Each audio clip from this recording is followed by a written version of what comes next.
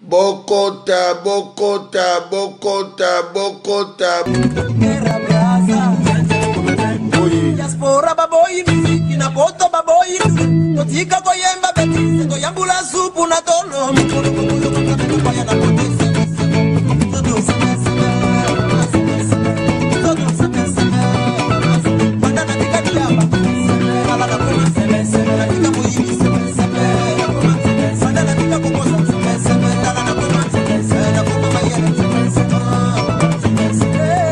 C'est le frère Dominique.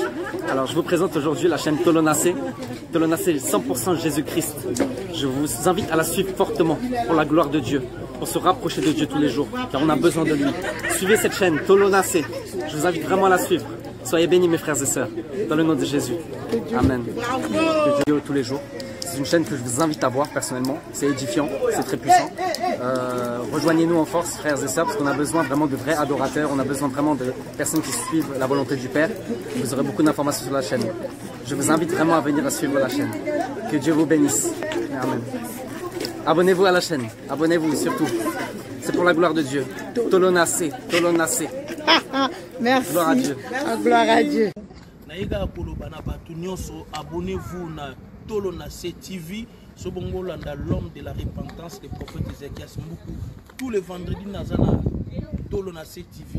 Abonnez-vous à Tolonacé TV pour le chemin de la repentance. Matthieu 3D. Répondez-vous car le royaume d'ici est proche. Dieu vous bénisse. Merci. Ciao. Rendez-vous à Tolonacé TV. Shalom, shalom, peuple de Dieu, shalom. Que le Seigneur vous bénisse. Nous sommes à Tolonacé TV 100% Jésus. Isabino Molobelina Kolo, maman évangéliste Anne Kalambay. Bobi que maman Anne Kalambay a yaka liboso na bino pambate. Soka ye liboso na bino c'est que il y a quelque chose autre que partager, autre que solola na Tolonacé TV.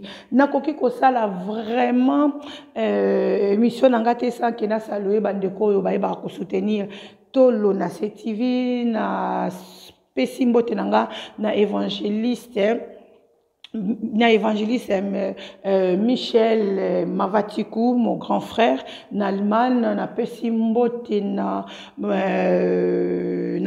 prophétesse Rema Sabaote, molongani ya papa Emma Katalai, mbote nanga na couple Kalambai et Londres, Yagissé papa chéri et sa femme maman Deborah au Milulu les 22 août tokoyeba kozana kati ya Paris mariage na bango vraiment toko sepela toko binelongo po te Bible esi biso lobi mariage ezala esengo po na libota mobimba e na pesimbo te na ba bien-aimé surtout bazo na biso na monde entier stocké na régie to la nanu évangéliste flamme kapa ya papa de fer ngala benga ke papa moto tolandi na évangéliste kapa ya et puis tozongi susuna plateau na biso. Que le Seigneur vous bénisse. Régie.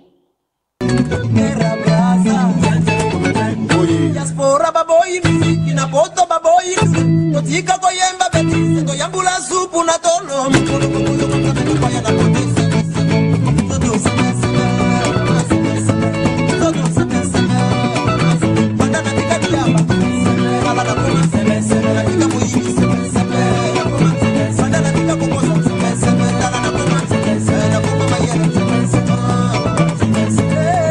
C'est le frère Dominique.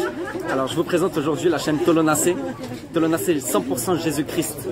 Je vous invite à la suivre fortement pour la gloire de Dieu, pour se rapprocher de Dieu tous les jours, car on a besoin de lui. Suivez cette chaîne Tolonacé. Je vous invite vraiment à la suivre. Soyez bénis mes frères et sœurs, dans le nom de Jésus. Amen. Que Dieu tous les jours. Bandi Loyembo na ya évangéliste flamme kapa et c'est ici Guy Bijou Alberto Guy Bijou, que le Seigneur te bénisse nga mesa ko benga moto mbongo déballar.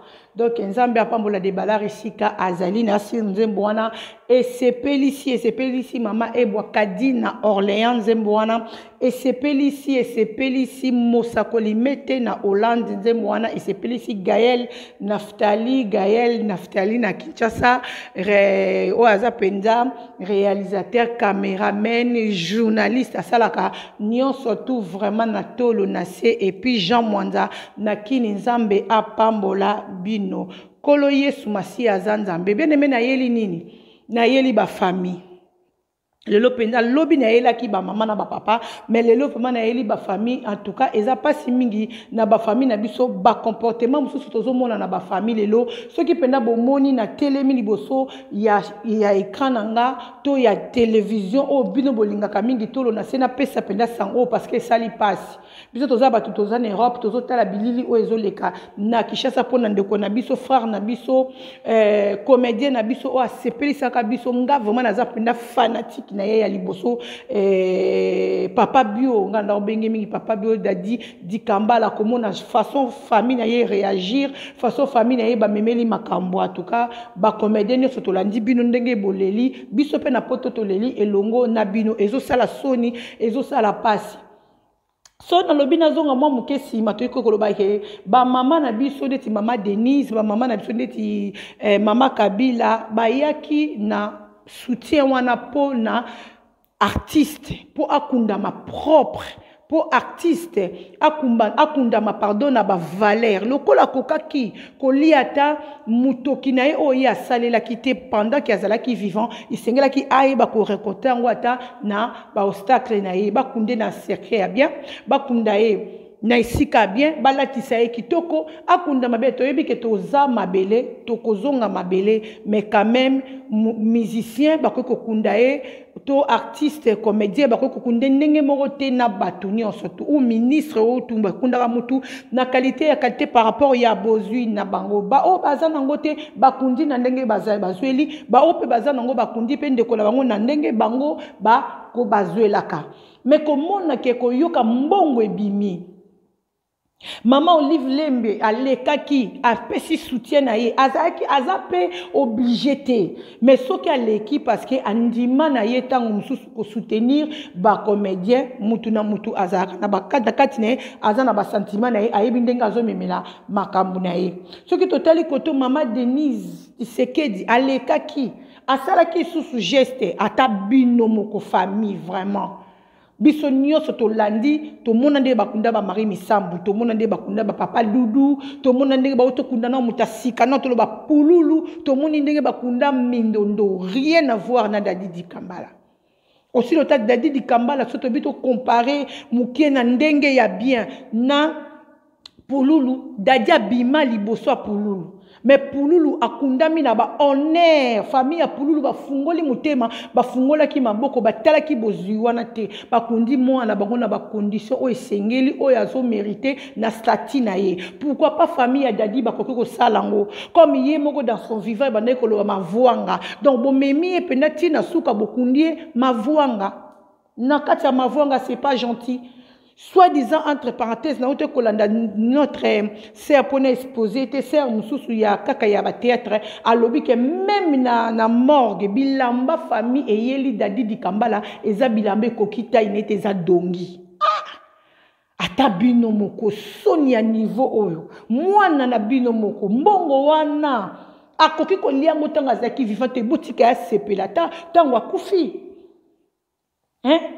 bana na yeba mona ke papa bango bakundi na honneur mbongo wana ezaki ebele mbongo bapesi bino na boyi kotanga bamonta mpona nanga témoin ya bambongo wana te mais bino moko famille pene na asi bokola na video soki kokomela bino mbongo wana eza ebele kokokunda mutu mpe etikali mais bopréféré bokunda ndeko na bino na bacondition wana video bokundeli mwana bino façon boleleli ndeko na biso Dadi etamboli monde entier bino famille bobimi banani bobimi banani bo sambwisi kombo a famille na bino moko bo négliger famille bo yebite tango mususu ba femme d'état wana mama Denise na mama Olive tango mususu ba kanisa ke kutu malamu tango mususu après parce que mama ya mesana na eka ko sa malamu tango mususu kanisa ki après akoko leka asala geste mais na ko lela batunyo so ba lela boy a leka supo sala malamu ndeni Donc yango kana le cas pona isa pena bana to na sipe basa l'informer na que Gaël aza déjà na kin Gaël a déjà ba vidéo eza na ligne Gaël azaki sur place donc à landeli pe makambu vraiment ndenge sengela ke sanga shibida bibish on est ensemble que le Seigneur vous bénisse ezaka passe biso soto continuer kolela to kolela dadi po akotika la kolongwa na kati ya mitu na biso te timu kolope biso pe tour na biso e kokeka to koto kende mais ba famille ya ba artiste oyo batikali ata lobby na lobby te ke mutu mususu akokufa ata lobby soki bakaya boye komi en tout cas ba famille ya ba artiste o batikali bo se respecter bo sala makambo famille ya dadi ba salite parce que e pesi pasi e se pelisi mutu te e betisi penda batu ma baku soki kolo Yesu masi azongi te to kutani na be mission oyo koya boyebi ke mama to na se soki likamba kolo bezali na kiyaka pe na koya pe na koyaka nzambe apambola bande konyoso bo continuer ko s'abonner na chaîne na mino bolinga mingi Tolo na TV 100% Jésus-Christ bo continuer ko tala ko partager tokozanga te tokolo eso kozanga te pardon ko pambola bino merci ezaki ya bino molobeli na kolo évangéliste Anne Kalambai mama Tolo na mwasi ya mokondi. Je vous aime beaucoup, bisous. Bandekoe, bino no so, na sabone, na Tolo nase. 100%. Jésus. Amen. Il est bon pour moi.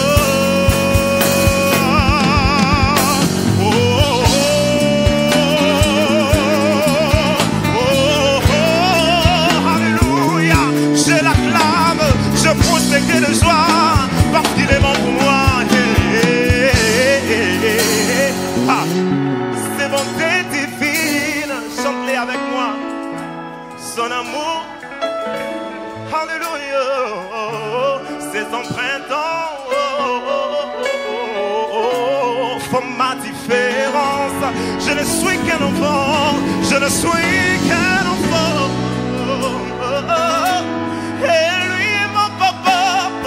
Papa, et vous regarde bien, alléluia, j'ai les traits du roi. Lui seul me suffit, lui seul est tout pour moi. Quand je ne sais comment dire, je me mets à crier, à crier.